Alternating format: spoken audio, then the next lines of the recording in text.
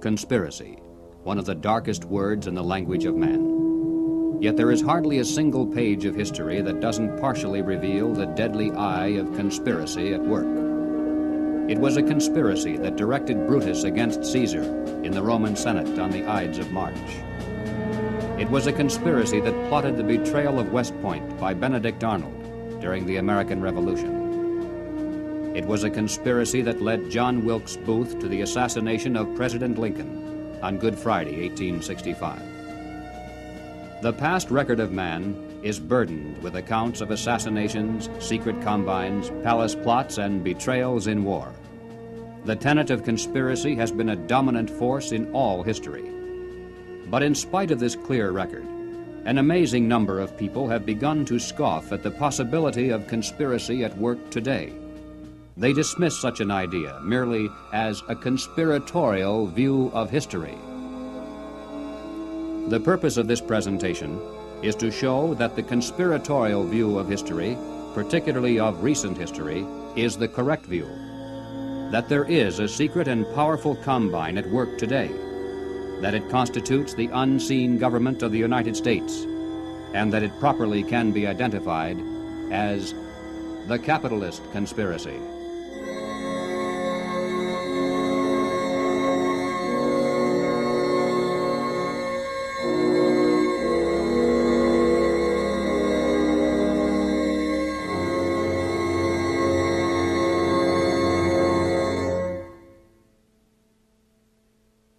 In 1963, the nation was held spellbound by the testimony of gangster Joe Valachi as he exposed the inside workings of the international crime syndicate known as the Cosa Nostra, or the Mafia.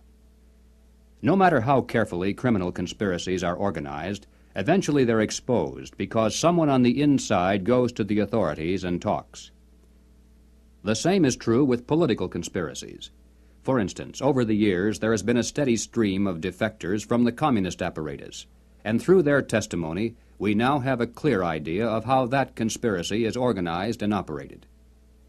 But one large piece of the puzzle always has been missing. It's a matter of record that some of the greatest help to world communism often has come from prominent and respectable leaders within the United States. Obviously, these men are not communists. As a matter of fact, most of them are extremely wealthy and are thought of as capitalists who supposedly would have the most to lose under socialism and communism. And yet the record is disturbingly consistent, and Americans repeatedly have asked why. Why have some of the richest people in the United States, both in and outside of government, aligned themselves with leftist policies that would appear to be the path to their own destruction? And if there is a conspiracy at work among these men, why hasn't someone on the inside exposed it?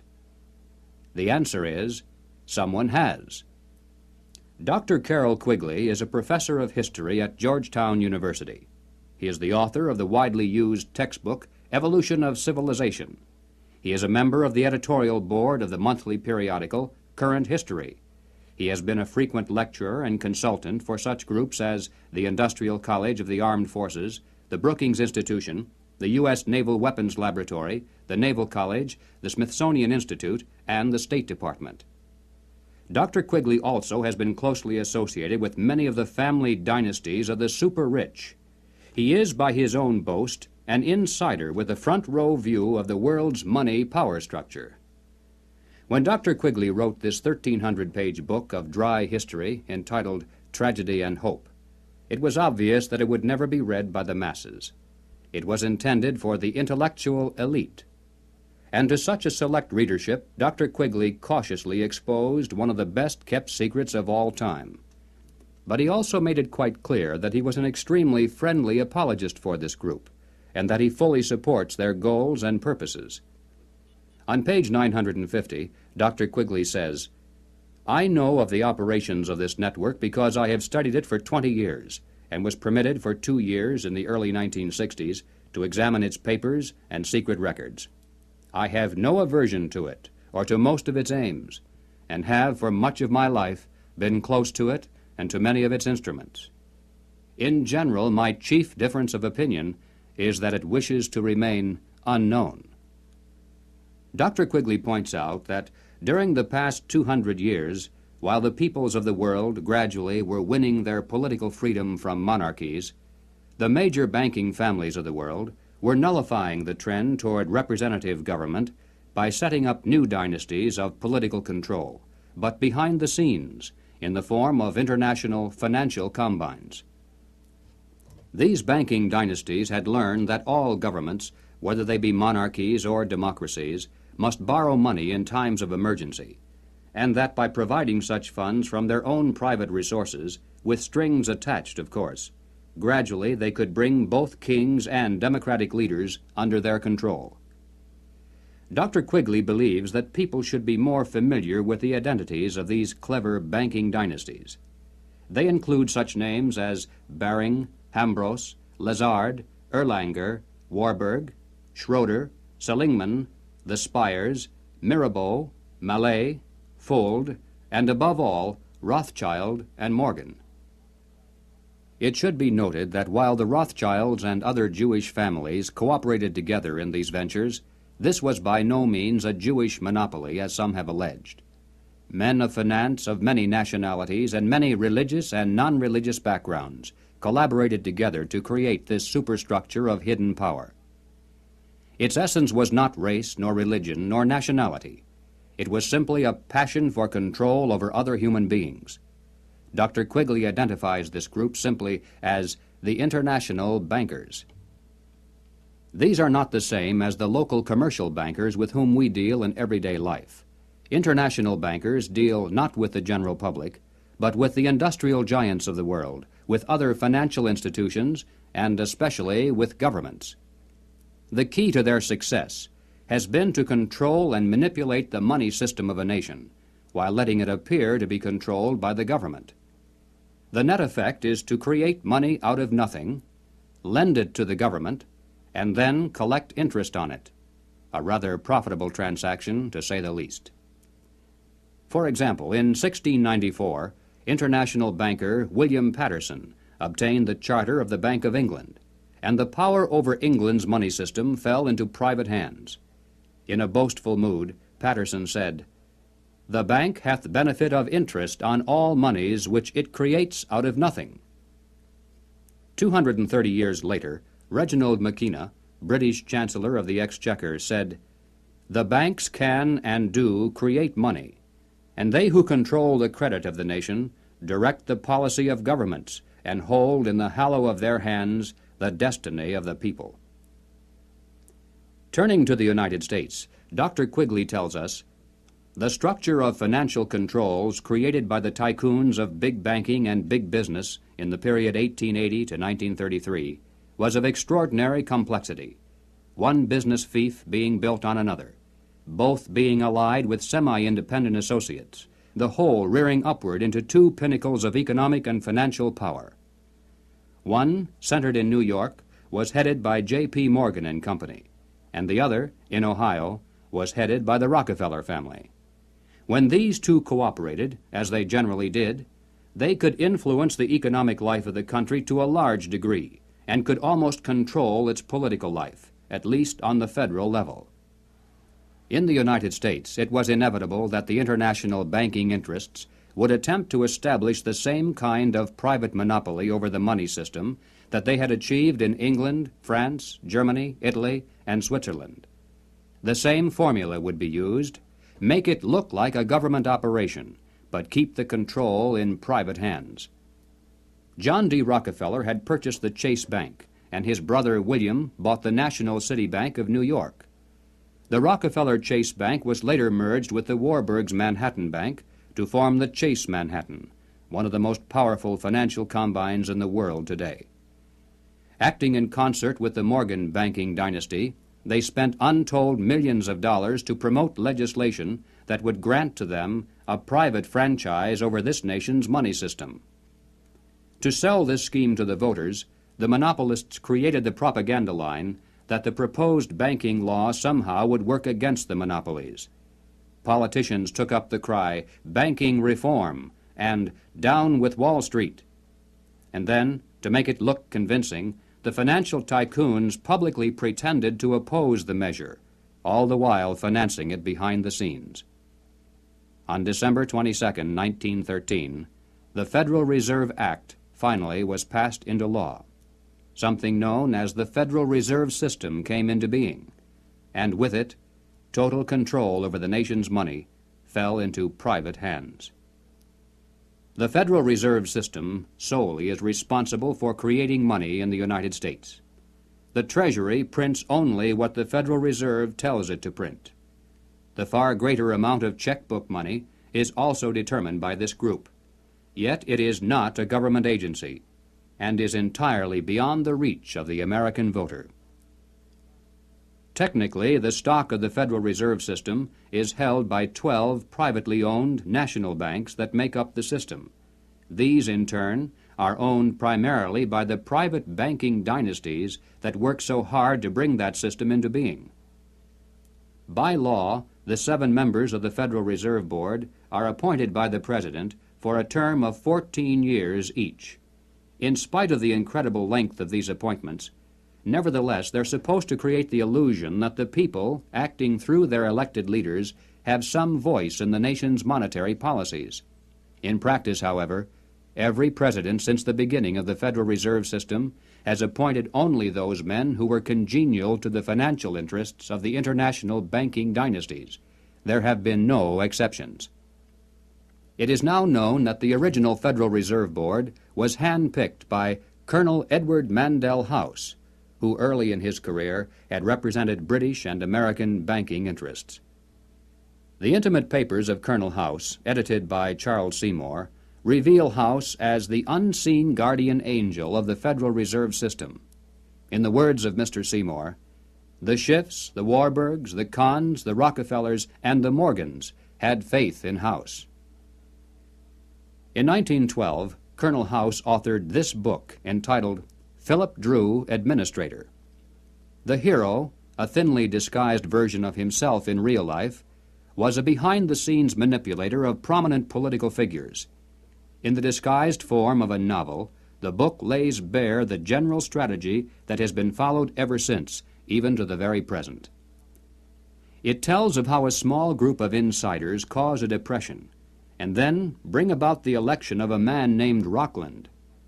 Rockland gives fireside chats and launches a program called the New Era to strengthen government control over the masses. Eventually, the insiders who control the government weaken the country deliberately to the point of civil war, which provides them with the excuse for establishing a dictatorship under Philip Drew. Colonel House was the man who selected Woodrow Wilson as a presidential candidate, and later became his principal advisor. Wilson was totally dependent on House for all political decisions. He was his alter ego. The president himself had written, "Mr. House is my second personality. He is my independent self. His thoughts and mine are one. If I were in his place, I would do just as he suggested." When the federal government goes into debt, it borrows that money from the Federal Reserve System. The national debt presently is at the 400 billion mark. Just to pay the interest on this debt, taxpayers are forced to contribute over $20 billion every year. And remember, that is interest on money created out of nothing. At National Convention time, $20 billion can determine far more politics than all the shouting and placard-waving and brass bands combined. And one can only imagine the economic and political pressures that are brought to bear on a candidate seeking public office. Pressures and commitments to make sure that, if elected, the new president will make the correct appointments, not only to the Federal Reserve Board, but also to ambassadorial posts, government agencies, the cabinet, and even the Supreme Court. This is why, through the years, administrations change, party labels change, but major policies do not. In 1870, a wealthy British socialist by the name of John Ruskin was appointed as Professor of Fine Arts at Oxford University in London. He taught his students that the state must take control of the means of production and organize them for the good of the community as a whole. But he advocated placing control of the state into the hands of a single dictator. He said, "My continual aim has been to show the eternal superiority of some men to others, sometimes even of one man to all others." Dr. Quigley tells us, Ruskin spoke to the Oxford undergraduates as members of the privileged ruling class. He told them that they were the possessors of a magnificent tradition of education, beauty, rule of law, freedom, decency, and self-discipline, but that this tradition could not be saved unless it could be extended to the lower classes in England itself and to the non-English masses throughout the world. Ruskin's message had a sensational impact. His inaugural lecture was copied out in longhand by one undergraduate, Cecil Rhodes, who kept it with him for 30 years. Cecil Rhodes made one of the world's greatest fortunes. With help from international bankers, he was able to establish a virtual monopoly over all the diamonds that came from South Africa, and most of the gold as well. Throughout his entire life, Cecil Rhodes spent most of his vast income to promote the ruling class ideas of John Ruskin. Many people are familiar with the world-famous Rhodes Scholarships, which were established to promote the less controversial aspects of John Ruskin's dream. But very few are familiar with the fact that in 1891, Cecil Rhodes established a secret society to promote the rest of that dream. Dr. Quigley explains, in this secret society, Rhodes was to be leader. Stead, Brett, Lord Esher, and Milner were to form an executive committee. Arthur Lord Balfour, Sir Harry Johnston, Lord Rothschild, Albert Lord Grey, and others were listed as potential members of a circle of initiates, while there was to be an outer circle known as the Association of Helpers, later organized by Milner as the Round Table Organization. Here, then, was the classic pattern of political conspiracies throughout all history. At the center, usually depicted as the all-seeing eye, there is a tiny group in complete control, with one man as the undisputed leader. Next comes a circle of secondary leadership that for the most part is completely unaware of an inner core. They are led to believe that they are the innermost ring. In time, as these conspiracies are built from the center out, they form additional rings of organization. Those in the outer echelons usually are poor idealistic souls with an honest desire to improve the world. They never suspect an inner control for sinister purposes, and only those few who demonstrate a ruthless capacity for higher leadership are ever allowed to see it. After the death of Cecil Rhodes, the inner core of his secret society fell to the hands of Lord Alfred Milner, Governor-General and High Commissioner of South Africa. As director of a number of public banks and corporate precursor of England's Midland Bank, he became one of the greatest political and financial powers in the world. Milner recruited into his secret society a group of young men, chiefly from Oxford and Toynbee Hall. And according to Quigley, through his influence, these men were able to win influential posts in government and international finance, and became the dominant influence in British imperial and foreign affairs up to 1939. Under Milner in South Africa, they were known as Milner's Kindergarten until 1910. In 1909 to 1913, they organized semi-secret groups known as Round Table groups in the chief British dependencies and in the United States. The Round Table group in the United States promptly created an external organization known as the CFR, the Council on Foreign Relations. It is through this organizational ring and then outward, through tax-exempt foundations, universities, and government agencies, that the international capitalist conspiracy has dominated the domestic and foreign policies of the United States for over 50 years. Unless there is any doubt as to who is behind the CFR, Dr. Quigley tells us bluntly, in New York it was known as the Council on Foreign Relations and was a front for J.P. Morgan and Company in association with the very small American Round Table Group. The CFR building is located on the west side of fashionable Park Avenue in New York. Although it definitely is not the center of the conspiracy, and although practically none of its members are aware of an inner control, nevertheless it is semi-secret in its operation. It shuns publicity, and members are sworn not to disclose to the public the proceedings of its conferences and briefings. It has a formal membership of 1,400 elite personalities. In Harper's Magazine of July 1958, there is an article entitled School for Statesmen, written by CFR member Joseph Kraft. Kraft revealed that one of the chief architects for the CFR was none other than Colonel Edward Mandell House.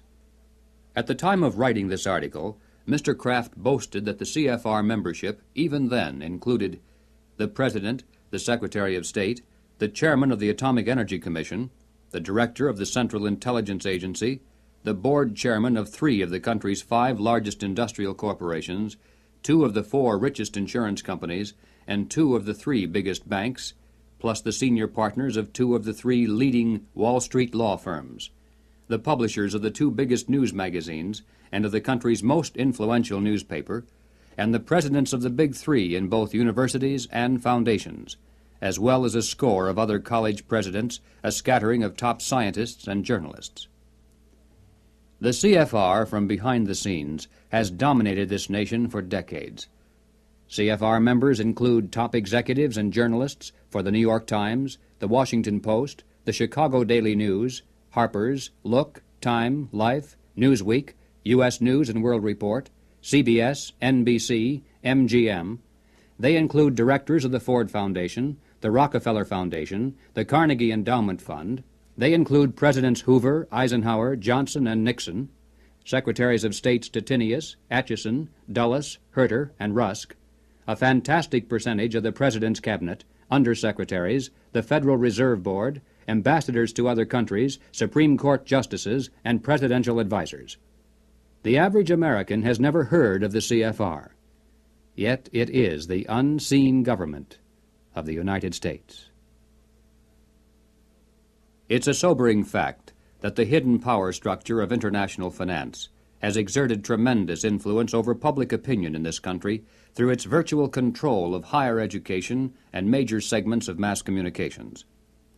The human mind is like a computer. No matter how efficient it may be, its reliability is only as great as the information fed into it. If it is possible to control the input of the human mind, then no matter how intelligent a person may be, it's entirely possible to program what he will think. And yes, it's even possible to program people to laugh at the mere mention of the word conspiracy. Such programming, of course, can work in both directions. While one group has been conditioned not to see any conspiracy at work, another group has been led to believe that communists have been behind practically everything, a position easily made to look ridiculous.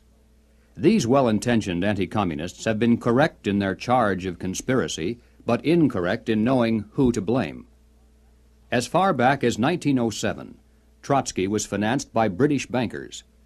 By 1917, the major financing for the communist revolution in Russia was coming through Lord Alfred Milner, the leader of that inner core within the Roundtable groups and the CFR. In America, Jacob Schiff of Kuhn, Loeb and Company gave $20 million to Trotsky. From Germany, millions more came from Max Warburg. The communist movement, not only in the United States, but around the world, always has been financed by the international banking establishment. Dr. Quigley explains why the establishment has never greatly worried about the communist movement in America. He says, "It must be recognized that the power that these energetic left-wingers exercised was never their own power or communist power, but was ultimately the power of the international financial coterie." In the 1950s, when the public became aroused over evidence of communist subversion in the federal government, it was a simple expedient to have a promising young congressman from California dramatically expose one communist agent. The establishment press gave it extensive coverage, the public was placated, and the obscure congressman became a national hero almost overnight. But when Congressman Reese of Tennessee began to investigate the link-up between Alger Hiss, the Carnegie Endowment, the Morgan Bank, and the interlocking tax-exempt foundations, the establishment press and the administration moved mightily against him. The pressures were so great that he was forced to abandon his investigation, and no one has dared to try it since. After a man has far more money than he possibly can spend for pleasures, what is left to excite him? For those with a ruling class mentality, the answer is power, raw power over other human beings. Money can buy such power only to a point. Beyond that, politics is the sport, and world politics is the ultimate game. For the purposes of this presentation, we have referred to those in the international power structure as capitalists. But these men are not really capitalists in the classical sense. They are merely rich socialists. They have gained their vast wealth not through honest competition and free enterprise, but by political influence and favoritism, the granting of government protection to eliminate competition, and by gigantic fraud of the money system, backed by government force. These men are striving to create a world superstate, with the expectation that from behind the scenes they will be the ones who will rule. Not free enterprise capitalism, but big government is the conspiracy's life force. World government is its ultimate goal. But what is the best way to sell big government and then world government to a people like ours, historically devoted to an independent republic of limited powers? The answer is simple. In revolutionary literature, the tactic is known as pressure from above and below. It's the strategy that Colonel House laid down in his book, Philip Drew, Administrator. Deliberately create problems, and then offer only those solutions that result in the expansion of government. Create conditions so frightful at home and abroad that the abandonment of personal liberties and national sovereignty will appear as a reasonable price for a return to domestic tranquility and world peace. If those who seek world dominion can stimulate leftist mobs into violent confrontation with local law enforcement, and also provide exhaustive news coverage so that the entire nation can see and tremble, then the peaceful and freedom-loving majority can be programmed to accept a vast expansion of government powers and even a national police force, offered supposedly to end the violence. If those who seek world dominion can raise the specter of an enemy armed to the teeth with superior atomic weapons on the verge of launching a nuclear holocaust, and also offer world government as the prevention, then millions of Americans can be programmed to accept the loss of national sovereignty as our last best hope for peace. This is the meaning of pressure from above and below. To put over police-state measures at home, they need chaos, crime, and anarchy in the streets. To sell the idea of world government, they need the constant threat of nuclear war. Or, as they say in revolutionary circles, the real action is in the reaction. In 1968, Random House Incorporated published this book by James Coonan, The Strawberry Statement, Notes of a College Revolutionary. Coonan carries the usual New Left credentials and is a classic example of the extent to which a highly intelligent mind can be programmed by the establishment into thinking that it is acting against the establishment. Coonan was one of the leading participants in the first student seizure of an American university, which occurred at Columbia in April of 1968.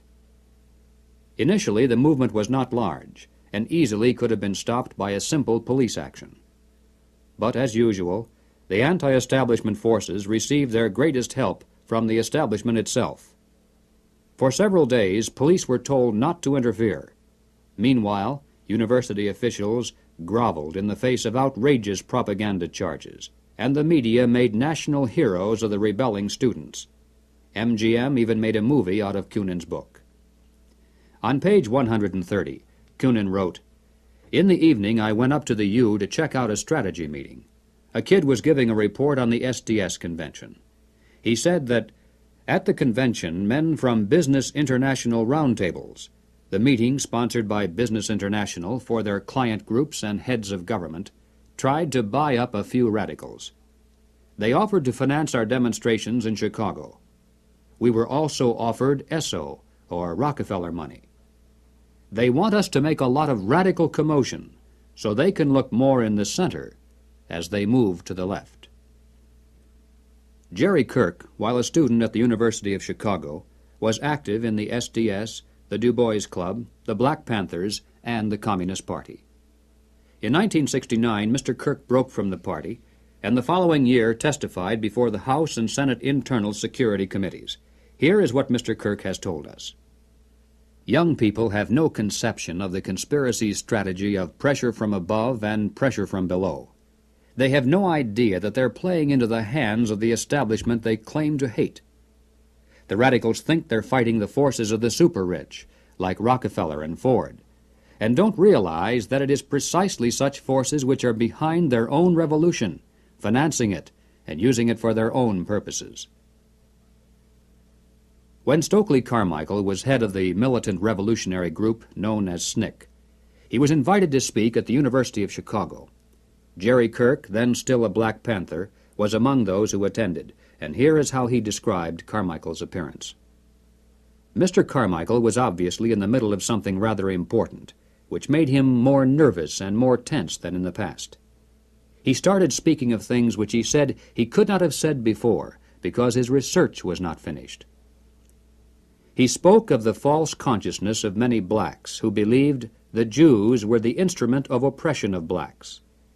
And he made note of the fact that even though many Jewish people, for example in New York, own quite a bit of land, one must understand that the overwhelming percentages of mortgages in Harlem was owned not by Jewish people, but by Morgan Guarantee Trust, the Morgan family, and Chase Manhattan Bank, the Rockefellers.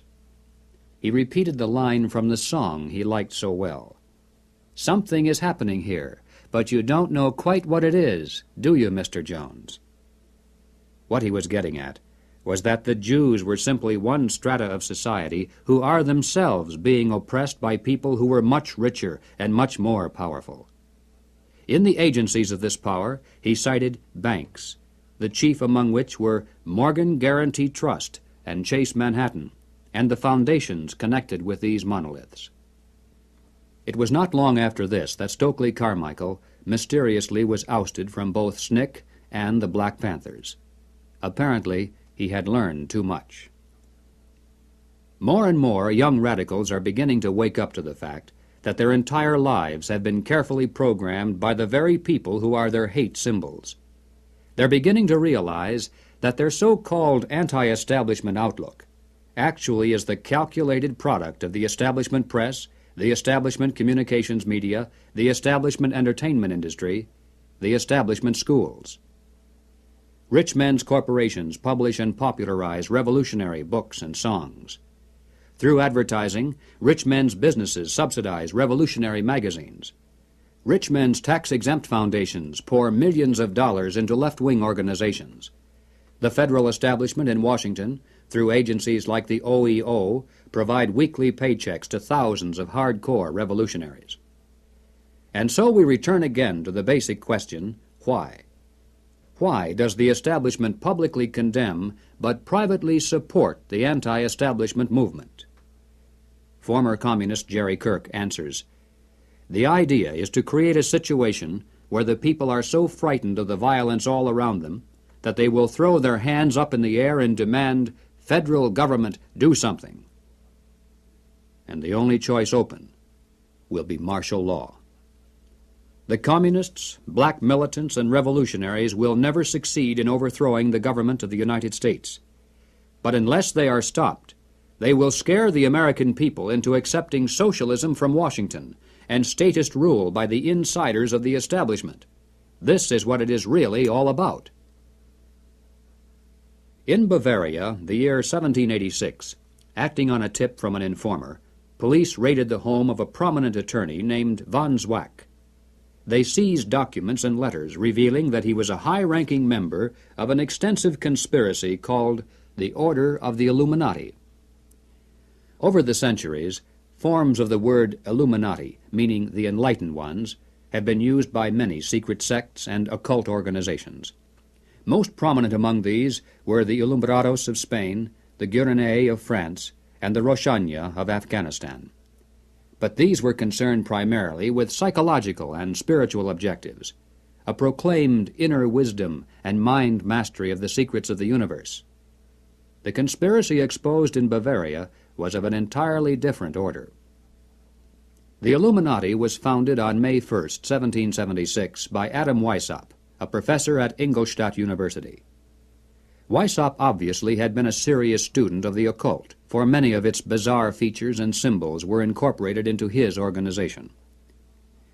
Weishaupt had been active in the Masonic lodges of Germany and found in them the perfect vehicle for recruiting into his secret order, which he described publicly as the highest level of Freemasonry. The Illuminati was formally incorporated into the Masonic lodges at the Congress of Wilhelmsbad in 1780. It should be noted that Freemasonry in England and America historically is quite different. Its members are characterized by the highest standards of integrity. Nevertheless, it is a fact that from 1780 on, the Illuminati did flourish as a parasite on the highest levels of the Masonic movement in Europe, especially the Grand Orient lodges of France. There were 8 conspiratorial rings within rings, advancing from the outermost novice inward to Rex, or king. The king, of course, was Weishaupt himself, who had adopted the code name Spartacus. Those in the outer rings were told that the grand purpose of the order was to make of the human race, without any distinction of nation, condition, or profession, one good and happy family. But by the time the member had advanced to the level of presbyter, or priest, his oath of absolute secrecy and obedience had become deadly serious. Only then was he allowed finally to see the ultimate goal of the order. It was the destruction of all religion, replaced by the worship of reason, or humanism, and the destruction of all independent governments, replaced by a new world order, a world government ruled from behind the scenes by the illuminated ones. Needless to say, most members were never allowed to see these goals. In the words of Adam Weishaupt himself, "These good folks swell our numbers and fill our money box. Set yourselves to work. These gentlemen must be made to nibble at the bait. But this sort of people must always be made to believe that the grade they have reached is the last." The public record of the Illuminati is quite thin, but it does show that before it was exposed briefly in 1786, it had already enjoyed immense success in attracting into its outer rings some of the most prominent men of Europe. Its roster included important names in both government and finance. It was the most important single force behind the French Revolution. Some years later, an obscure intellectual by the name of Karl Marx joined a conspiratorial circle called the League of the Just. Shortly afterward, this group reformed into still another organization called the Communist League, and in 1847 they commissioned Marx to write their policy statement for the public. It was called the Communist Manifesto. On the surface, the manifesto appealed to the workers of the world to arise against their capitalist exploiters. But it should be noted that the project was supervised by Friedrich Engels, a capitalist of substantial wealth. Marx himself was so unimportant that his name didn't even appear on the manifesto for the first 20 years after its publication. In 1920, just 3 years after the Bolsheviks seized Russia, Winston Churchill declared, "From the days of Spartacus Weishaupt to those of Karl Marx, to those of Trotsky, Bela Kun, Rosa Luxemburg, and Emma Goldman, this worldwide conspiracy has been the mainspring of every subversive movement during the 19th century, and now at last has gripped the Russian people by the hair of their heads."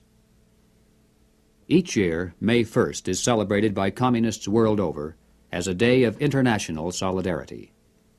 As mentioned previously, the Illuminati also was founded on May 1st. Undoubtedly, this is merely a coincidence. The symbol of the all-seeing eye is closely associated with the Illuminati. Like many other features of this conspiracy, apparently it was taken by Adam Weishaupt from the occult symbolism of ancient history. It appears today among the symbols of the Rosicrucians, the Freemasons, and many others around the world, including the Cao Dai in South Vietnam. Undoubtedly, it is merely a coincidence that the all-seeing eye now appears on the alternate side of the Great Seal of the federal government, and also on the $1 notes of the Federal Reserve System. At the bottom of the seal, in Roman numerals, there is the date 1776. This, of course, is the year of American independence. Undoubtedly, it is merely a coincidence that it is also the year of the founding of the Illuminati. But then, perhaps, none of this is merely a coincidence. Is it possible that both the communist and capitalist conspiracies have yet one more inner circle within the circle that is common to them both? Is it possible that both movements, unbeknownst to most of the people in them, are merely contemporary counterparts of a much older conspiracy? There is much evidence, far more than presented here, to indicate that this is the case, but frankly, we don't know. Until someone on the inside of such a master conspiracy decides to reveal its existence today, we simply have no way of finding out. But we do know that it is not impossible, and certainly not absurd. What then is our response? Fortunately, it's not necessary that we resolve the historical question of the conspiracy's origin. Regardless of whether there is one controlling group, or two cooperating, or three competing, or 4, or 10, in practical terms of what can be done about it, our response must be the same. Conspiracy, as it operates at the highest level in the United States today, rests upon two solid foundations and enjoys the protection of shelter. If we could knock out its foundations, it would collapse, and if we could strip away its shelter, it would wither and die. The shelter is secrecy. The foundations are big government and manipulation of money. No conspiracy can stand the light of exposure. No conspiracy can rule the masses without the tool of an extensive government bureaucracy. And certainly no capitalist conspiracy can long survive without control over the nation's money. Expose the conspiracy. Reduce the size of government. Return our money to a standard that cannot be manipulated. This must be our response. In the limited time available, we have attempted to demonstrate that the conspiratorial view of history, particularly of recent history, is the correct view. Let us summarize now 7 major conclusions. 1. There is and has been for some time a conspiracy among some of the richest people in the world, a conspiracy that virtually owns the money systems of the major non-communist nations. This monopoly is protected by the power of the respective governments, and is used to perpetuate the conspiracy's vast wealth by the creation of money out of nothing. 2. In the United States, this monetary fraud is perpetuated through the Federal Reserve System. Although the executive branch theoretically has some control over this system through occasional appointments, in reality it is the system and those behind it who control the executive branch. 3. The capitalist conspiracy in this country surfaces to public view in the form of the semi-secret Council on Foreign Relations. Its members exercise their control over the nation through government, tax-exempt foundations, centers of education, and the mass communications media. 4. On the surface, the capitalist conspiracy appears to oppose communism.